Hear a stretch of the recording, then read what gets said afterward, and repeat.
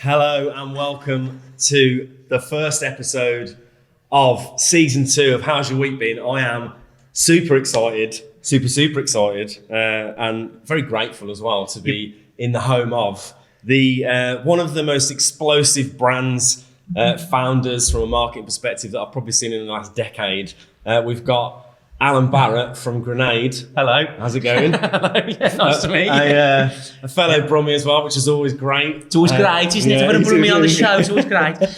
You're more excited than I am, but I'm glad you're excited. I want that jingle. Anytime I walk anywhere, I want my own jingle. Yeah, well, it's funny you should say that because we actually make a jingle for every guest. Oh, really? Was that mine, is it? No. Oh, that's okay. that's the. Oh, that generic. I've got a generic jingle. No. That's for the episode, and then we do a jingle. That's yours that you can take as a ringtone. Brilliant. If you want. Obviously make it sound incredibly masculine. Yes. And insightful and intelligent. I'm going to be honest. Which everyone will realise is not true. I'm going to be honest. I don't know what it is. This is that doesn't Jamie's surprise part. me. This is Jamie's part. So what we're going to do now is listen to that jingle. Yeah, no pressure. Alan.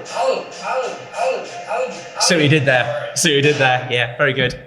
Very good. Well done. Yeah, nice. Yeah, half Alan Partridge and half. Partridge, yeah, okay, got it. Half like military. It was good.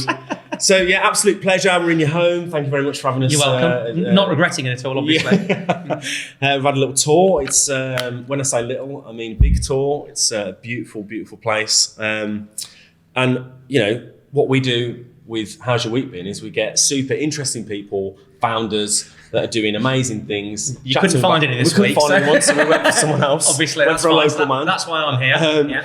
And we find out about what they're doing with the brand and the cut through they've had, the successes, the failures. We'll play a game, we'll do a quiz. Along the way, you can collect Hywb coins. Yeah, How's Your Week Been coins? Okay. New crypto. No idea what they are. I'm beginning to wish I'd listened to any of your other stuff That's now. fine, don't worry. We'll cut that and then you can listen to someone and edit a little bit in. They're brilliant. It's fine. And then from there, at the end of the show, you'll have a count at the end of the season, the person who's got the highest, which I feel like you're quite a competitive person. Fairly. What can I buy with them? Loads of great stuff. Yeah. Really? Nothing. But you're not selling it to What me. you will do is you'll get some On the Tools merch at the end of it. If you're the winner. Lovely. Can I have a high-vis jacket and you a can hard have hat? Yes, you can. Yeah. Lovely. That sounds a bit kinky. But yeah, that's fine. Okay. So, what's going on? Who are you? And what's the brand that you run? Give us a look. For the people who don't know, which means they've been living under a rock. We're almost halfway through and we haven't said who I am yet. Yeah. So I'm Alan Barratt. I'm co-founder and CEO of Grenade. We're known really now for making high protein, low sugar drinks and bars. We make a bar called Carb Killer, which has just been absolute runaway success. But we've had lots of successes, I think, in various degrees. We started off as a sports nutrition brand, which we still are. Sports nutrition is still a big part of what we do. We make a lot of stuff for the military and elite athletes. The only problem being there's not that many of them. So about 2015, we decided that we should take some of our expertise in that specialised sports nutrition market, and we should make some product that just about anyone could get benefit from.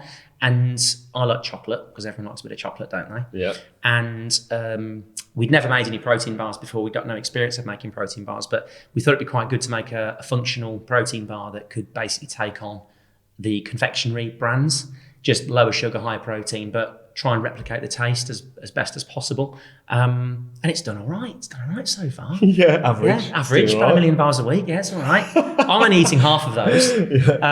So yes, it's fine. So yeah, that's pretty much what we do. So we still make all the cool specialised stuff, but you'll find our stuff now in just about everywhere you can think of. Probably easy to say where we aren't. But yeah, we're in every supermarket, most petrol stations, most convenience stores. We are in Costa Coffee. We're all over Amazon. We're in 80 countries. So yeah, it's all over the shop. So we're not looking for things to do. We're fairly busy. And how long has the business been running? How long? So it's be 10 years next February. So we founded it in Feb 2010. There you go. So it shows I got down at maths. Yes, it'll be 10 years old next Feb. Wow. And so what was the point, right? You're obviously getting What was the point? You're just in life. Yeah. What was the point you got to? You started in 2010. When did you go, right, okay, we're getting somewhere, we've sort of done this now. This is it now. We're about to scale or we're about to start selling. We're going to, you just said 1 million bars a week. Yeah, I mean, that's scale, isn't it? So when did you get to the point you're like, right, we've done it? I don't think we're there yet. I think as the brand, I think still probably getting started. And I think I'm a serial entrepreneur. So I think one of the problems of being an entrepreneur is you're never there. And I say this quite a bit in terms of that. And actually, it's a bit sad because where you're kind of climbing the mountain, you could spend your whole life climbing the mountain and you spend 10 minutes at the top. So we're trying to get better. I'm trying to get better at celebrating the steps up to the top of the mountain. Yeah. But yeah, I don't know where the top of the mountain is, to be honest. So I think, because everyone says, oh, well, what's it like to get there? What's it like to be there? I was like, well, I don't really feel I'm there, because I know I don't really class myself as successful, or I guess I'd probably class the brand as successful, but not me, potentially, if that makes sense. But I know so many cool people who've done a lot more stuff than I've done. You always aspire to the next thing and look up to that. So, and I think that's really important. You've got to keep having aspirations to do more. And I think it's probably really common with entrepreneurs. Yeah, totally. I think that what's interesting there, though, is that being you're personally trying to improve on celebrating the wins, because I think what often happens is, like you say, you're on the journey and it's all about the journey, and actually the end goal is something that, will it be achievable? Well, I don't know. Like, and when you get there, there's always going to be something else. So I think it's important to have that mindset of getting better at celebrating. You've got to celebrate the wins, definitely, and that's brilliant. And I think as I was saying, I think we've really got to start to appreciate the wins, and you've got to have the big picture and the big goals in mind. Some will be achievable, some won't be achievable. If you don't try, you'll never know. And I think I'm always saying to the team, I said it last week actually in a team talk, we had like 2 or 3 big, like almost mic drop moments in terms of like, we launched in Costa, great. We're 60% up on last year, great. And there's like so many wins. And there's like almost, and it's like, guys, that's great. It's great, But I think the expectation is so high. Yeah. Everyone's kind of thinking, what can we do next? What can we do next? And I think how I sum this up now, for me personally, is say, do you know what? Yeah, we've done well. We've done everything we set out to achieve, but there's more stuff we want to do as well. And that way you can kind of almost hit the reset button and go again. Yeah. Because obviously, you're on 10 years now. So the business of what it is now, from when, were you making this, the product? As in the bars or the other stuff? When you first started? We've never handmade bars. We've had a lot of handmade kitchen samples and testing and stuff like that. In the early days when we had our weight loss product, it was very manual. So there was lots of doing stuff by hand, applying stickers, weighing things, scooping capsules, packing boxes, wrapping pallets, all that stuff. And to be honest, we did that for the first 4 or 5 years. Same like we and the core team. Everyone that was coming in, no matter what the job was checking pallets and wrapping pallets, because until you get to a certain scale, no one's really got a job that's just one singular job. Like now, we've got lots of people in the finance team, but for the first 4 years, I was CFO, because you can't afford to have anyone as an accountant. That's where I am, mate. That's what really I'm doing. And that's it. That's where I'm at. Scary. Yeah. You have to wear every hat as an entrepreneur founder, and then as you find people mad enough to join you, which obviously clearly you've done, as you find people that can help you on the journey, then you kind of find things for them to do. And I very much gravitated just towards people that like the brand, hadn't really got anything for them to do. I mean, one of our guys, I won't name him, but he's been with us for years. He's like employee number 6 or 7 or something. And I hadn't really got a job for him, but really liked him. And he was grenade mad, and still is. And I just said, right, you're my shit filter. So he's like, okay, I'm Ramal's shit filter. That was his job. So, and he did lots of other stuff, but I was getting so many inbound inquiries, emails, requests, just stuff. And a lot of stuff was getting to me. And that you just needed to kind of divert somewhere else. So a lot of stuff then went to him, and then he would deal with it, just so it didn't get on my radar. So you always need lots of shit filters, basically. So that must have been... He's got a proper job now. Yeah. He's not still a shit filter. Executive shit filter. He's executive shit filter, VP. To the CEO. He loves it. Yeah. So you go through different stages of the business, and how do you feel now? What was the if you can pull out like a highlight part, what was the most fun bit you were doing? So like you've done 10 years now, you're at where you're at now, you're doing 1 million bars a week, yeah? And then in comparison from like in the kitchen packing, I don't know, a box of 100 bars because you're like, we've got someone to buy a box off us. Can you think about a bit where you're like, when you were in it and you were like, this is it, this is so much fun, this is where I'm at? I think maybe there's lots actually, because I think they're all proportionate to where you are at the time. So I guess the first big moment probably was where we sold our first kind of 10 pallets of our weight loss products. So that was our initial order. I remember thinking, we've sold it all. Great. So I think that was the first big moment because it was a little bit of pressure off. We were down to about 27 quid at the time. It was getting quite sketchy. And I think as well, we didn't have any money to do a show. We got about 12 quid, our budget to do a show. So we managed to get some stand space for next to nothing. And we got a tank for nothing. And we drove a tank into the NEC and we stood there with a tank. Just my wife and I, Jules, and we got like our budget for £12 we spent on a t-shirt each. So these grenade t-shirts and there's kind of the two of us and just this tank and some product. And I don't think we knew what was going to happen, but we had a really good show. We absolutely stole the show and everyone just loved it. And I thought then we're probably onto something. And the buyer for GNC came past, which at the time was 60 stores in the UK. Now I think they've got one. But it was the biggest kind of sports nutrition chain in the UK and they really wanted it. And I think that was a good win. We got in there, it did well in there. We then went to Holland and Barratt, which they also own. So that was another big win. I guess getting demand from the US and getting in GNC in the US, which was 3,300 stores, was a big win. Our first warehouse where there was still just two of us, but then we had a warehouse and 100 pallet bays. No, we didn't have 100 pallet bays. That was the next one. We had about 30 pallet bays. That was a big win. My first branded vehicle, which is a Defender, was another win. There's just loads. The first time we saw our products in Tesco's on the shelf. Yeah. We did about a 40-mile round trip to find a Tesco with it in at 11 o'clock on a Friday night. So that was our first bit of retail space in terms of mass market, after Holland and Barratt. So that was huge. The first employee, and there's hundreds and if not thousands of things in between, and then getting to Virgin Fast Track, meeting Richard Branson, going to Necker with Richard Branson, having Richard's room on Necker, looking around. I mean, it's just, it kind of goes on and on. And even this week, we've, just this week, we've met the Stig. We just had a Costa launch, which again is another big win. Having got into Marks and Spencer's, big win. Just the growth. There'll be lots of things even just this week that I'm super proud of. So I think Grenade's my baby, so it just keeps on going. Hence why I said, you've got to celebrate the steps, because I think any one of these things in isolation is unbelievable. Yeah. But we've got so many of them that it can almost become kind of wallpaper, and we never want it to become wallpaper because, I think if anyone actually got a product and, got it in Tesco's, it's a big deal. We're in all the supermarkets. We have tons of fun, as you can imagine, which is really important because we all work extremely hard.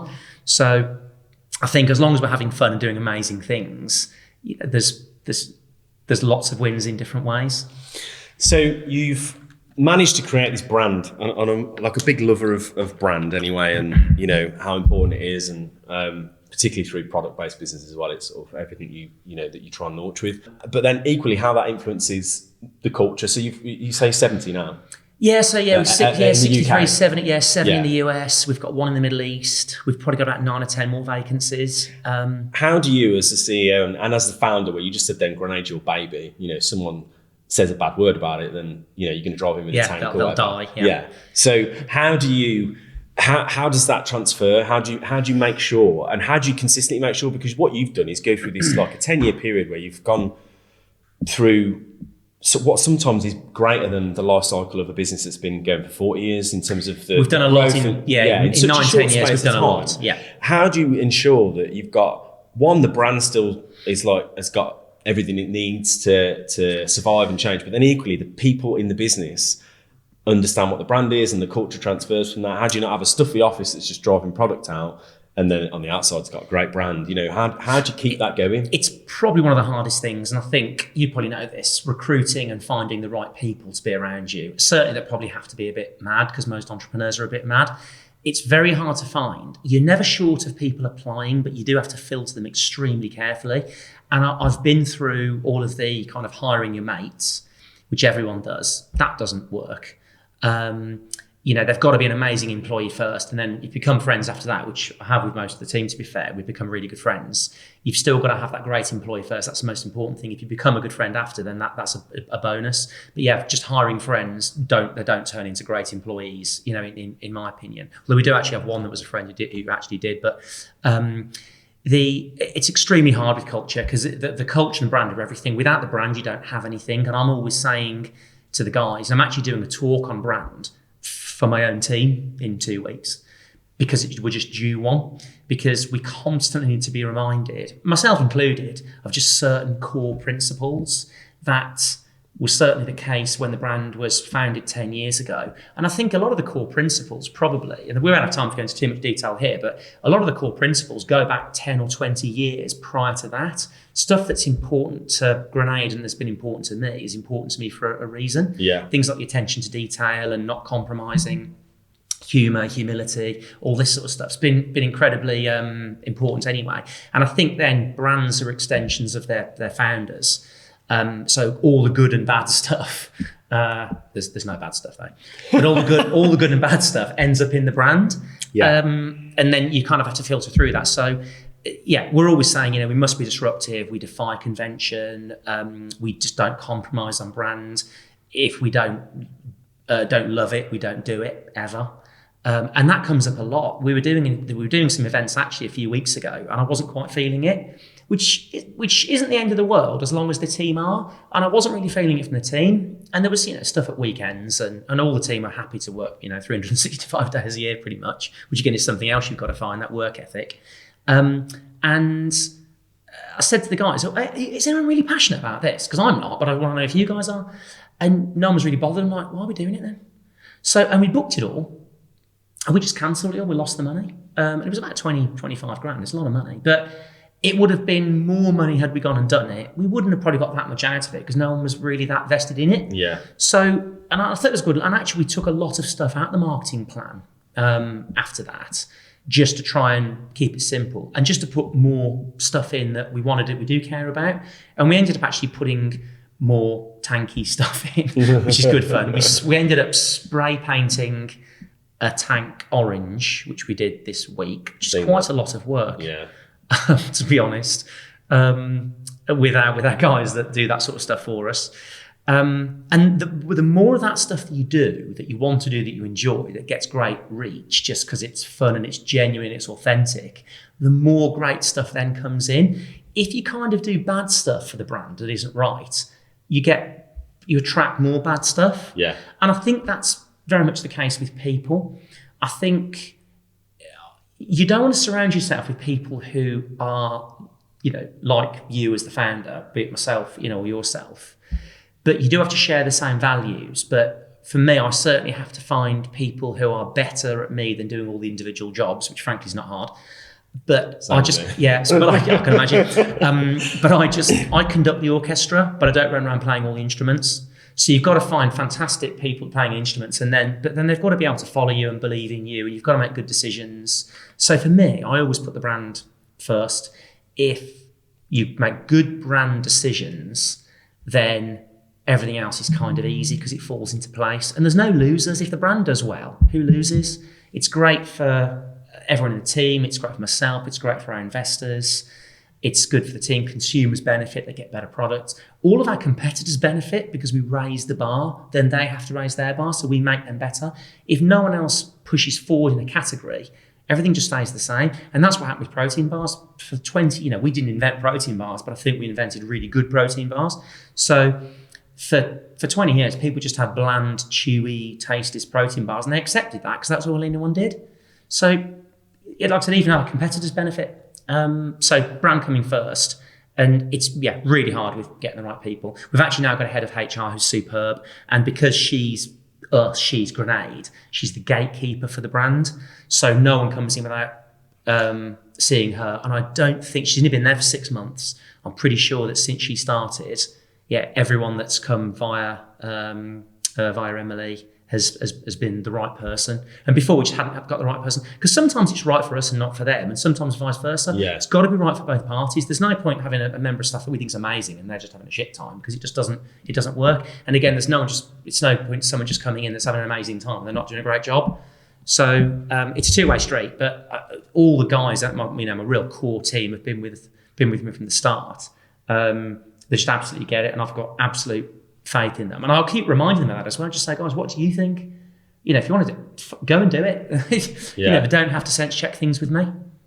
No, it's good. It's I think it's the most difficult thing. We're about to go on like a big recruitment drive and double the team. We're going to go up to the sort of go like from 65, three to 6. Yeah, it's going to be amazing. Deal. Yeah. And it's a scary point, because you look at it and go, we've got to the point now where... And they won't all be right. Well, yeah, and I think that's probably... And you've got to go for start. That's it, yeah. Someone's going to come in and do my job, do it better. It would be hard. And then I think what ends up happening is that you get to a point what we've got to, where we've been able to recruit with most of the senior team really understanding who's being recruited. But now we're getting to the point where actually there's that... You have to let that bit go and let other people bring the people through. And then that's where sometimes the culture fit can be more subjective than it would have been. And actually, I think in one way it gets harder to keep finding people, but then you also have specific roles. So with you doubling your team, a lot of those will be very specific roles of doing one thing, and they're easier to find. When there's 2 of you or 3 of you, and you're like, okay, well, I just need someone to do all these different things. Yeah. They're really hard to find, because it's not actually a job. Yeah. So that's very difficult. But I get asked this a lot, but I'll ask you. Let's turn the table, see what we get here. How do you find it hard to let go? Well, I did, right? So I did. I don't now, but I did. Yeah, it's quite I would as probably well. say like 2 years. So I started with like a performance coach, like a business coach, basically. Okay. Sort of coming off, and I started that about 18 You want to get your money back? months ago.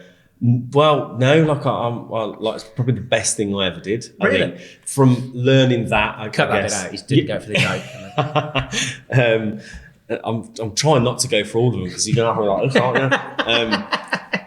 you? But I think that's probably the best decision I made, and that was how I learned. Because 2-3 years ago, I was awful at it, because on the tools as Just 2 or 3 years ago. Yeah, and Clearly much better now. yeah, and now I feel like I'm a lot better at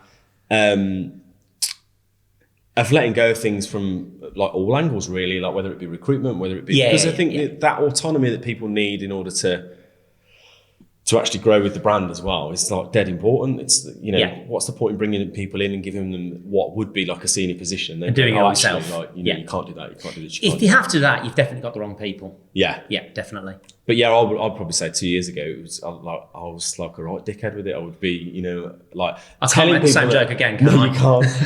Telling people can you put a tumbleweed emoji? You do need the tumbleweed emoji. So when you go, I used to be an absolute dickhead. That Jamie cuts it so that some you won't cut that out. You won't cut that out. That's staying. And then repeat it, like, dickhead. Oh yeah. Dickhead. Actually, put the screen dickhead.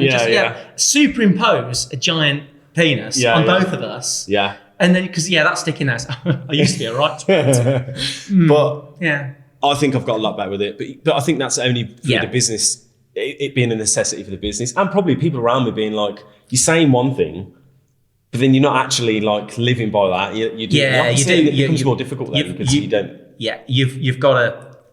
If you say it, you've got to do it, and I'm a big believer in that.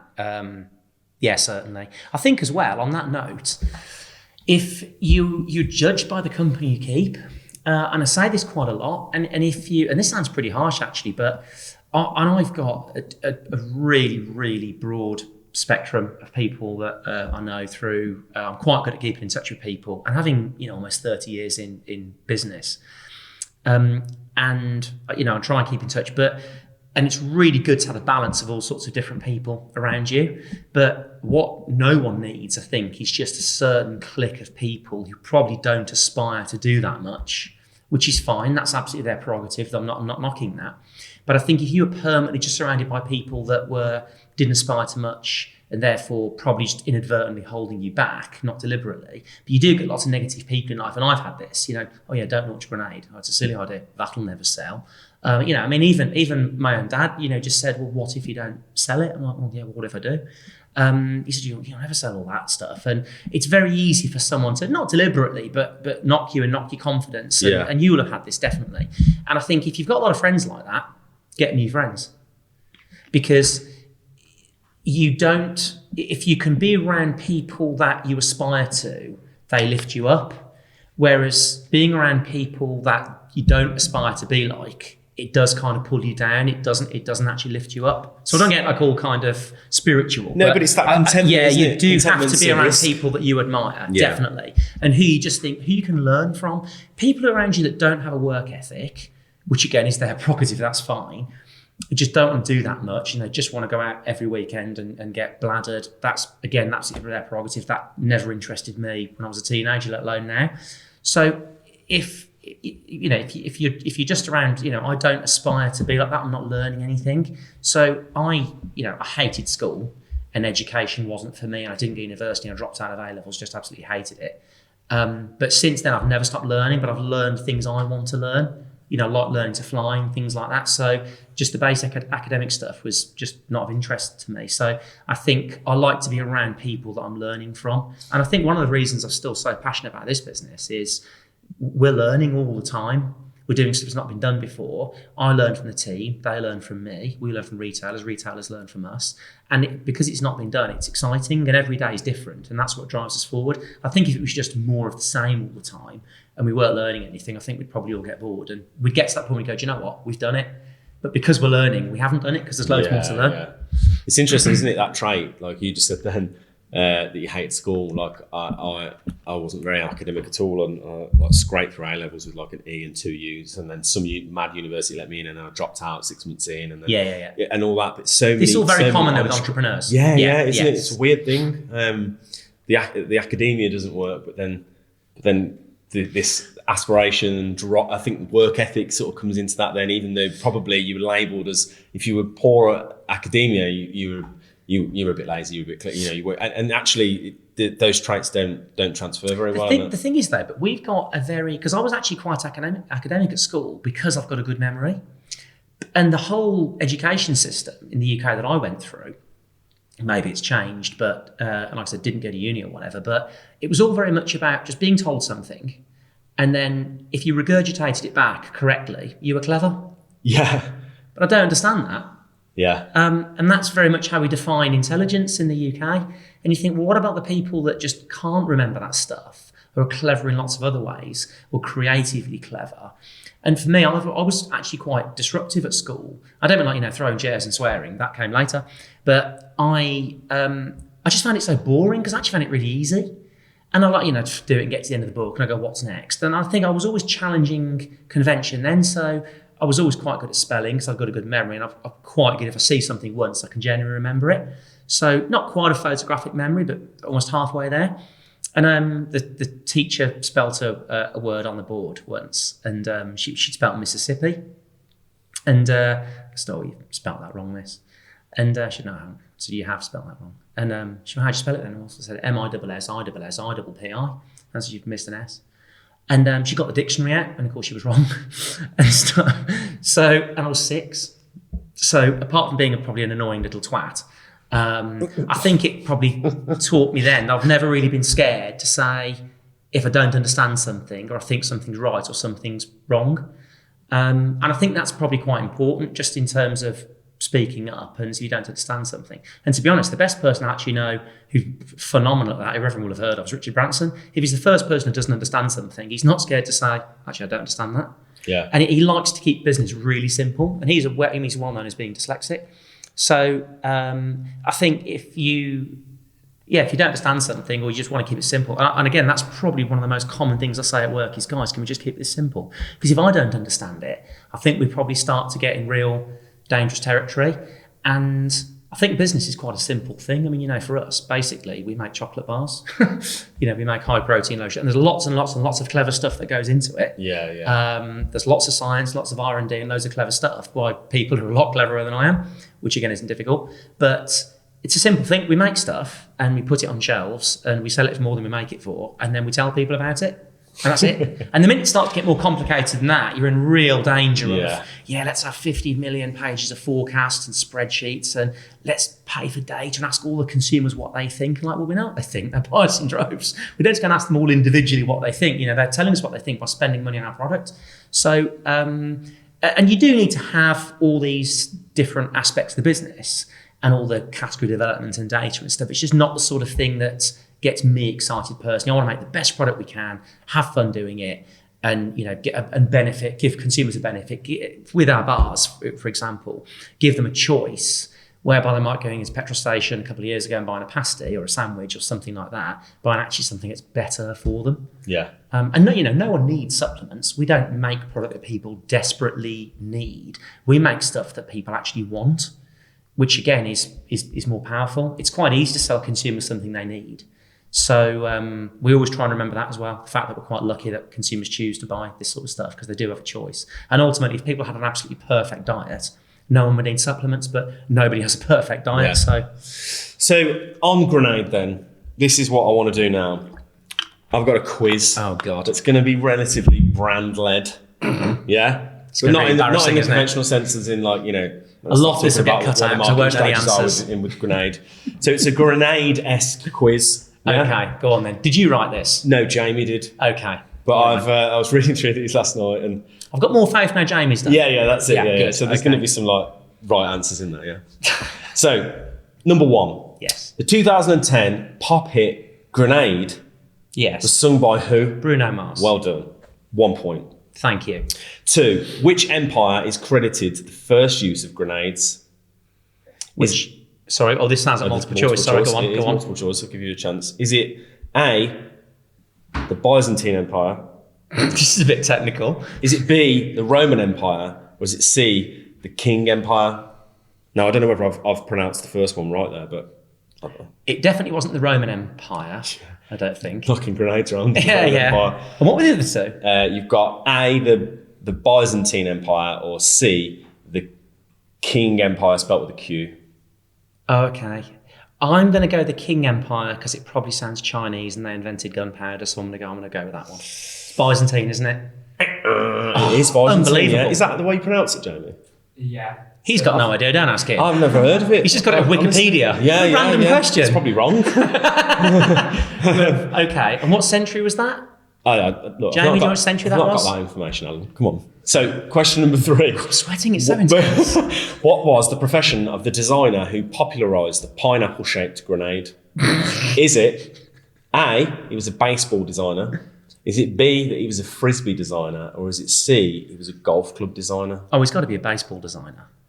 Because I think actually, you're going to say I'm wrong now, but I think that because it was American design, it was like the pineapple design, and I think it was designed for GIs to be able to throw it, because if they could throw a baseball, they could throw a grenade.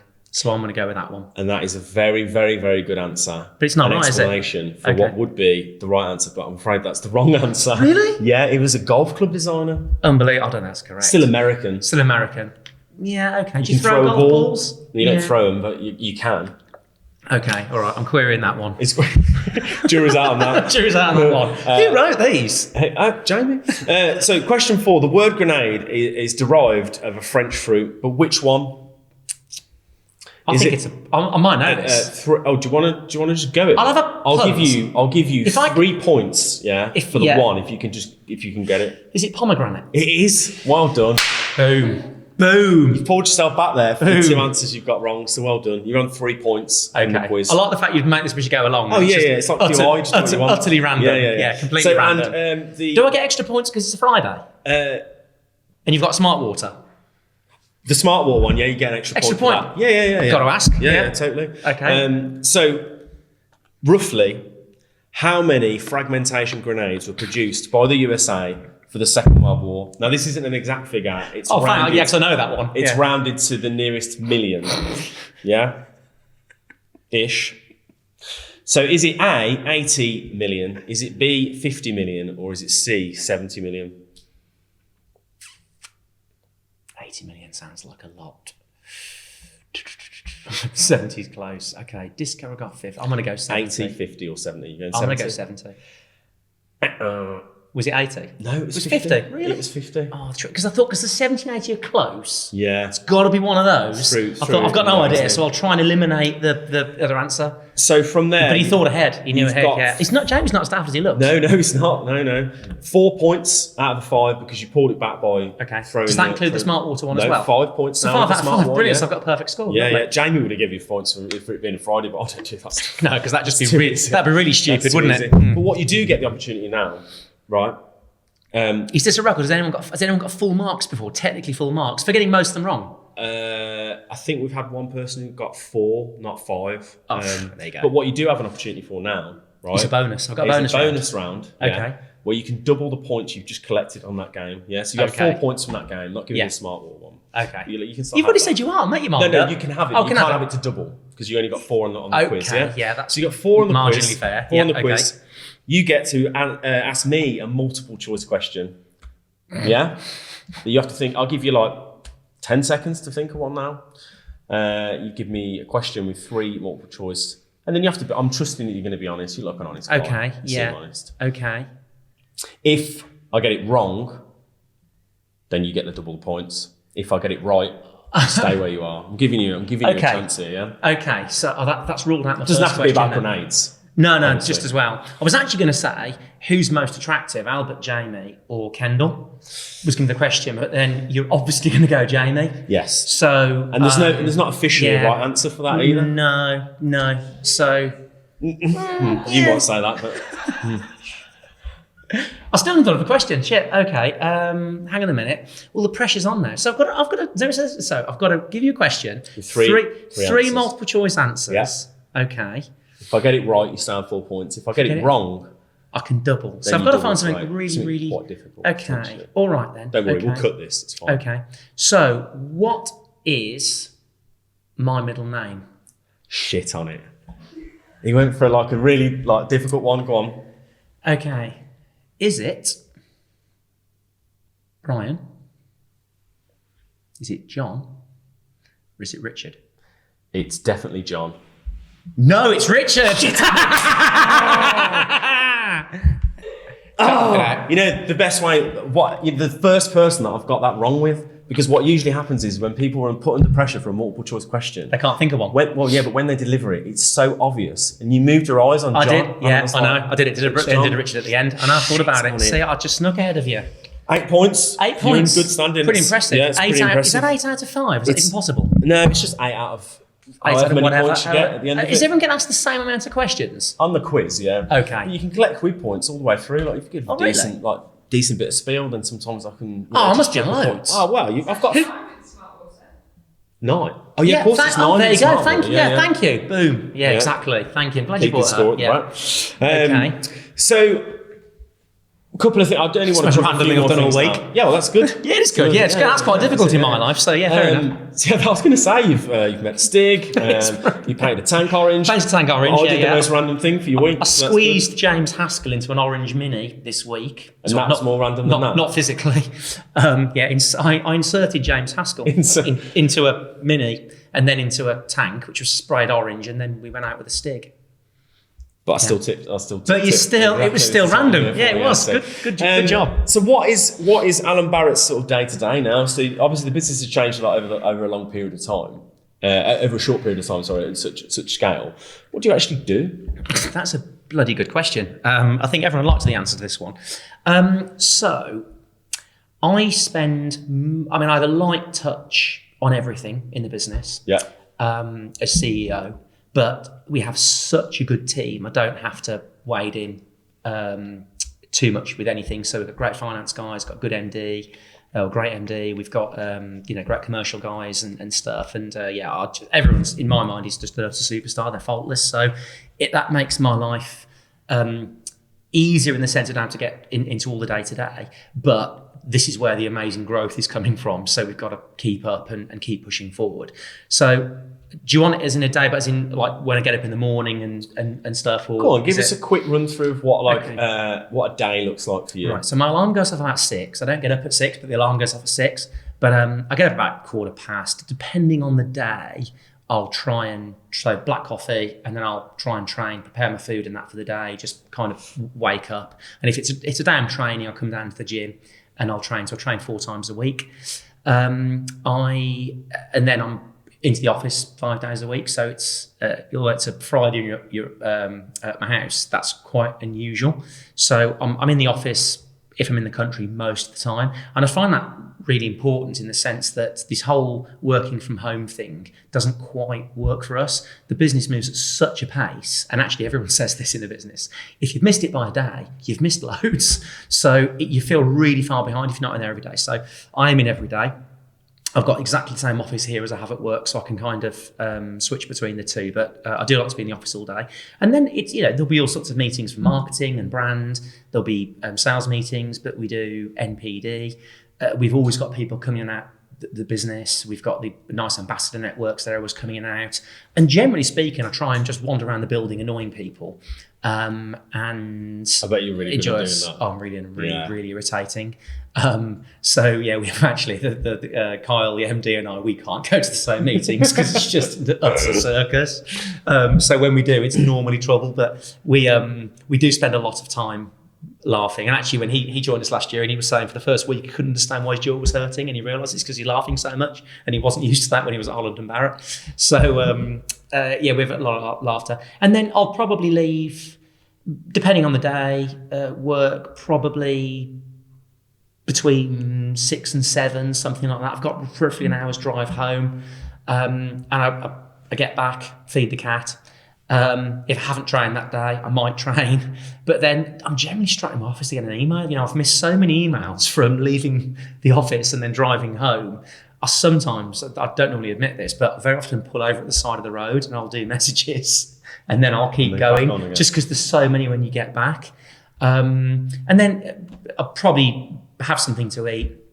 I'll generally might do like half an hour of Netflix, as I watched Game of Thrones recently. I kind of gone into that, but maybe half an hour of TV to unwind a bit. But again, I'm constantly on my phone because we're in 80 countries and we're in America to Australia. There's just always stuff going on. So just because it's 10 o'clock at night here, our team in Boise in the US, they're 7 hours behind, so they still message. But a lot of it is very chatty, banter, jokey. There's all sensible, serious stuff in there, but just this sense of humour just flows through the business, just like the heartbeat. And I think that hopefully radiates out into the brands. That's really important. So although I probably get 500 plus messages a day at least, and I do them all myself, and it's hard to keep on top of them all, it never really feels like work. It always feels like fun. Yeah. And I try and go to bed about 10, half 10, something like that. But it sounds quite dull now, doesn't it? That's my weekdays. And then weekends I try and go flying and shooting and stuff like that. It's just flying and shooting. It's fine. Not at the same time. Not at the same time. That's I love flying and shooting. Yeah. So what was the decision to bring an MD in? How did that come about? So it was a suggestion actually from our chairman at the time. And I think, and it's actually quite common where you've got someone who's very entrepreneurial who, I can do the detailed business stuff, but it's not really what floats my boat and it's not what I'm best at. I think it comes back down to the conducting the orchestra part. And I think I'd had my eye on Kyle, who it sounds a bit kinky as well, for a while. We'd known him through his previous role, and I knew he loved the brand and he'd always been really supportive of us. And, very good speaker, good, amazing attention to detail, good sense of humour, all the things that we like. He's definitely got, as the team, as I said. And he's probably very much the kind of conduit between, the entrepreneur, me, and the investors, Lion Capital, because everyone's got a role to play. But some of these, if you're not careful, you're kind of mixing oil and water. You probably know entrepreneurs and, institutional investors don't necessarily mix. One's probably talking about margin and margin dilution, and one's talking about driving tanks through London. Yeah. And it's somewhere you've got to build the business out of that, and no one's wrong. So where you have someone where you can get like a great MD that comes in, again, to take pressure off me and, do lots of the things I do, but also do more of the stuff I don't want to do. And hopefully just lets me be me and think of the brand and the bigger picture. And I suppose as I build the brand, and then you've got, the MD building the business, and it's, you can build a business but not build a brand. But I think if you build a brand, you build a business. So it just comes back down to that. You just need all these different skill sets. And we've definitely got a team at work where everyone's just brilliant at what they do. And there's bits of crossover, but it just works. I very often say, actually, it's like misfits that fit. And like I said, we have just tremendous fun. So we're really lucky with the team that we've got. I like that. You build brand, he builds business. It's good. And you can have a point for that. There you go. Thank you. Can, Words of wisdom. You know what you should call this? Yeah, Alan Barratt, wall-to-wall wisdom. Oh, nice. Can I have that one? I can take the points off as well, if you're going to... Be a cock. Okay. I'm surprised I'm minus 74, to be perfectly honest. So to wrap it up, there's a few things, but the main thing is what I want to know is like, what's next? What's happening? You got any gossip that you can like? I've got loads of gossip. Yeah? Not that I'm going to share with you, obviously. What's next for the brand? I mean, definitely, I don't want to sound dull, but definitely more of the same. We still feel we've got lots and lots to do in the UK, so we're going to go and do it. The international expansion is key. So probably about a quarter of our sales are international. So we know we can do a lot more internationally. So a lot more travel, more in the US, building the team in the US and building the team around the globe. I think certainly broaden the ambassador network we've got and Team Grenade. We're always getting really good in exciting inbound inquiries for the team. And we've got loads of clever content stuff that's lined up. I'm not going to spoil any of it here, but I've shown you a couple of pictures of the stuff we're doing. It's pretty clever, I think, or mad, one of the two. So I genuinely think we're just getting started, and I think we're getting started. Everything's going pretty well. We're trying to stay again, very humble and grateful for what we've done so far. But I think this is probably just the start for Grenade, and I hope we can really build something that's iconic. Because if we can do this in 10 years with no money from a standing start, we're a lot better now at doing what we do than we were 10 years ago, where we just didn't really, we knew probably more than we thought we knew, but we certainly didn't know what we know now. So I think if we can take what we know now, and then we've got more funding behind us and we've got a bigger team, if 2 people can start this and do what we've done, imagine what 60, 70, 100 people can do. So I think there's just very little change about my day-to-day life at Grenade. I think probably most people would say that. So hopefully we can just do it justice and keep doing what we're doing. I like it. So the whole point of this podcast... Either that or I'll just become a plasterer. Yeah. Well, I can hook you up. Okay. So the point of this, not the whole point of this podcast, but a big drive of the podcast. There's a point to all this. Yeah, there is a point to all this. Was to get super interesting people on who are doing lots of great things through business. Big tick, right? Yeah. The second thing was that we want to, as soon as this happens, this is like the journey. This is the top of the hill. Yeah. Okay. Is we want either Tom Hanks. Yeah. Oh, I saw this. Or Jennifer Lawrence on the podcast. Either or. Doesn't matter. Or both at the same time. Okay. Do you want them both together? Both together would be great. Okay. So through the whole idea behind the 6 degrees separation, etc., we ask every guest, and I'm expecting a big one from you. We've dropped Richard Branson's name a few times. We don't want to push it, but is that there's no way he's coming on this. Well, good luck with that. You won't play that quiz? He might do. He would. He'd probably be quite good. Yeah, I'm not sure he'd know. You'd have to come up with something probably. I don't know if he could know how many hand grenades were made in the Second World War, obviously by the Americans. The quiz you might not know that. The quizzes are bespoke, Alan. Okay. Of course. All right. What would be in his quiz then? Put you on the spot. What would be the first? What would we quiz him on? What would you ask him? How many beard hairs he has? You'd have to know the answer to that. I'd do something on like... Not knowing the answer hasn't stopped you asking the question though. I like that. I'd do something on like exploration or something like that with him. So I wouldn't do something on brand because, why do something on the brand he owns as in like, the detailing. Didn't stop you with me. Yeah, but yours was about a product that the brand is named after. Yeah, I don't want to get difficult because I'm start losing points. No, again, because I'll tell you what I wouldn't do as well is like I wouldn't quiz you on actual grenade in case you got something wrong because then it just looks terrible, doesn't it? I'd look like an absolute loser. So... Not going off point. Yeah. We need a guest from you that you intro that we can get onto the podcast that's doing something super interesting, super smart. Interesting. You must know a lot of entrepreneurs that are doing great things or exciting things. So we're going to put you on the spot again. You cut it. Do I have to name them now? No, but I'd like you to follow up with it, definitely. I'll tell you what I would like. To follow through? I would like you to follow through. No problem. Across the next week. Okay, I'll follow through in a week. But what we'll do is we'll do the whole lot gentleman's agreement. We'll shake on it on camera. All right. So I'll get you. Yeah? I'll get you someone. And then you get someone that's super interesting for the podcast, yeah? Okay. Yes. All right. I think I might have some actually. That eventually, basically, the whole point of that is Yeah. it's someone that's going to be able to get us closer to Tom Hanks or Jennifer Lawrence. Okay. Yeah. So that's my cat out. Then I was going to say you should do my cat. Yeah, your It's cat gonna would be I don't good, think he yeah. knows Tom Hanks. Tom Hanks is a Villa fan, you see, so I'm a Villa fan. Oh, is it really? Yeah, he is, Okay. yeah. He's a Villa fan. He's into typewriters. Really, like Okay. collecting like typewriters. Yeah. Who knew? Okay. So that's your task. That's your action. Giving you an action to take away I've got from. homework. I know. Yeah. Sorry, mate. What did I hated school and I've got Yeah, homework? yeah. I'm really glad I gave up my time. So it's Okay, been leave it with me. Who was the other one again? Tom Hanks and Jennifer Lawrence. Jennifer Lawrence. Why Jennifer Lawrence? Just because she's beautiful. Just because she's random. Yeah. She's random. And I Okay. really like most of the films that she's in. Is As this I do is Tom this Hanks. is this just so you can get laid? No, absolutely not. Are you sure? 100%. Even with Tom Hanks?